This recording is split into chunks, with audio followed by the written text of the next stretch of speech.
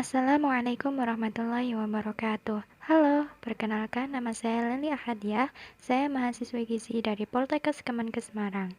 Nah, di sini saya akan membahas tentang teknik pengasapan tradisional dan modern.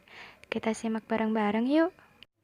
Pengasapan sendiri merupakan cara pengolahan atau pengawetan dengan memanfaatkan kombinasi perlakuan pengeringan dan pemberian senyawa kimia alami dari hasil pembakaran bahan bakar alami. Nah, melalui pembakaran akan terbentuk senyawa asap dalam bentuk uap dan butiran-butiran tar serta dihasilkan panas. Senyawa asap tersebut menempel pada ikan dan dalam lapisan air yang ada di dalam permukaan tubuh ikan, sehingga terbentuk aroma dan rasa yang khas pada produk dan warnanya menjadi keemasan atau kecoklatan. Lalu, bagaimana sih mekanisme pengasapan pada ikan? Secara umum, proses pengasapan ikan ada 6. Yang pertama, perlakuan pendahuluan, kemudian penggaraman, yang ketiga, pengeringan, yang keempat, penataan, yang kelima, pengasapan, kemudian yang terakhir adalah proses pendinginan dan pengemasan. Kita bahas satu-satu ya. Yang pertama, perlakuan pendahuluan.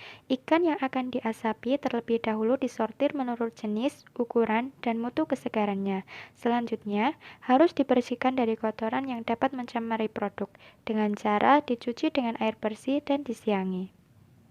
Apabila menggunakan bahan baku ikan yang dibekukan, ikan dicairkan pada air mengalir. Untuk proses pencairan ini, penting untuk menjaga ikan tetap dalam keadaan setengah beku untuk keperluan proses selanjutnya. Dalam mengeluarkan bagian dalam ikan, harus dilakukan dengan hati-hati ya, agar tidak merusak penampilan fisik hasil perikanan. Proses selanjutnya adalah proses penggaraman. Ikan yang sudah bersih atau sudah mengalami perlakuan pendahuluan dilakukan proses penggaraman. Penggaraman ini dapat dilakukan baik dengan cara penggaraman kering maupun penggaraman dengan larutan garam. Penggaraman ini menyebabkan terjadinya penarikan air dan penggumpalan protein dalam daging ikan sehingga mengakibatkan tekstur ikan menjadi lebih kompak. Pada konsentrasi yang agak tinggi, garam dapat menghambat perkembangan bakteri dan perubahan warna. Selanjutnya dilakukan pengeringan. Setelah penggaraman dan pencucian dengan air tawar, selanjutnya dilakukan tahap pengeringan, yaitu untuk menghilangkan sebagian air sebelum proses pengasapan. Untuk mengatasi kerapuhan pada ikan asap, perlu dilakukan pengeringan selama 1 jam pada suhu 25 derajat Celcius dan kelembapan relatif 40-50% sebelum diasap dapat mengurangi kelembapan ikan sampai 50%.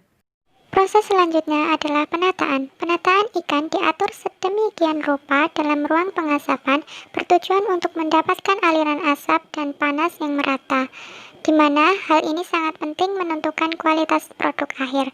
Untuk mendapatkan aliran asap dan panas yang merata, jarak antara ikan-ikan pada rak pengasap dan jarak antara masing-masing rak pengasapan dalam ruang pengasapan tidak boleh terlalu rapat. Selanjutnya adalah pengasapan.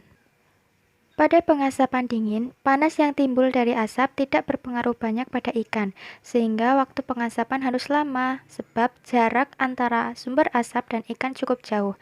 Karena pengasapannya lama, maka kadang-kadang ikan menjadi keras seperti kayu.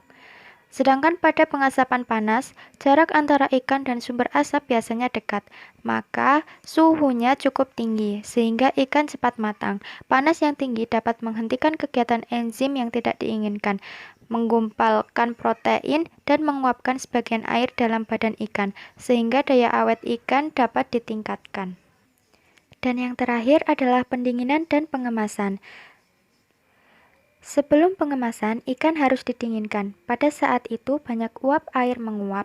Jika ikan dikemas ketika sedang hangat, uap air akan mengembun di permukaan dan mendorong pertumbuhan jamur. Pengemasan dapat digunakan plastik polietilen dan untuk memperpanjang umur simpanan produk dapat dilakukan pengemasan hampa udara. Lalu, apa saja sih jenis proses pengasapan tradisional dan modern? Pengasapan tradisional dibagi menjadi 3, yaitu ada pengasapan dingin, pengasapan hangat, dan pengasapan panas. Sedangkan pengasapan modern dibagi menjadi 2, ada pengasapan cair dan pengasapan listrik. Yuk, bahas satu-satu. Yang pertama ada pengasapan panas. Pada pengasapan panas, suhu asap mencapai 120-140 derajat Celcius dalam waktu 2-4 jam, dan suhu pada pusat ikan dapat mencapai 60 derajat Celcius. Pada pengasapan panas ini, di samping terjadi penyerapan asap, ikan juga menjadi matang. Rasa ikan asap ini sangat sedap dan berdaging lunak, tetapi tidak tahan lama. Yang kedua ada pengasapan hangat. Bahan baku ikan setelah direndam dalam larutan garam, diasap kering pada suhu sekitar 30 derajat Celcius. Kemudian secara bertahap suhu dinaikkan. Bila suhu telah mencapai 90 derajat Celcius, proses pengasapan selesai. Proses ini menitik beratkan pada pentingnya aroma dan cita rasa produk dan bertujuan menghasilkan produk yang diasap yang lembut dan kadar garam kurang dari 5% serta kadar air sekitar 50%. Produk yang dihasilkan dari proses ini mengandung kadar air yang relatif tinggi, sehingga mudah busuk. Mutu produknya juga cepat menurun selama proses penyimpanan, sehingga harus disimpan dalam suhu rendah. Selanjutnya ada pengasapan dingin. Pada pengasapan dingin, suhu asap tidak boleh melebihi 20-40 derajat Celcius dalam waktu 1-3 minggu. Kelembapan yang terbaik adalah antara 60-70%. Selama pengasapan, ikan akan menyerap banyak asap dan menjadi kering sebab airnya terus menguap. Supaya tahan lama, biasanya ikan diasapi dengan metode ini. Produk asap dengan cara ini disebut ikan kayu karena memang sangat keras seperti kayu. Kadar airnya hanya 20-40%.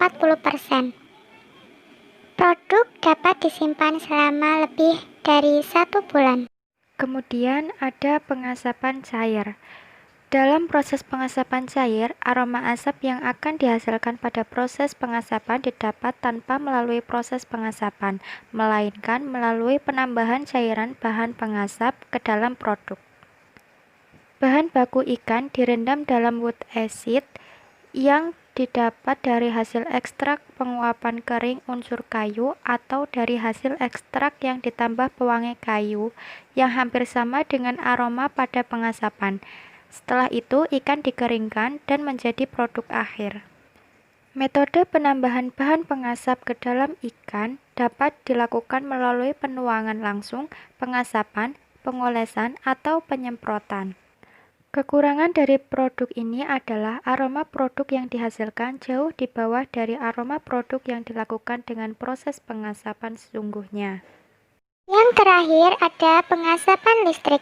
Metode pengasapan listrik, ikan diasapi dengan asap yang telah terkena pancaran gelombang listrik dan gelombang elektromagnetik yang berbentuk korona yang dihasilkan oleh tenaga listrik.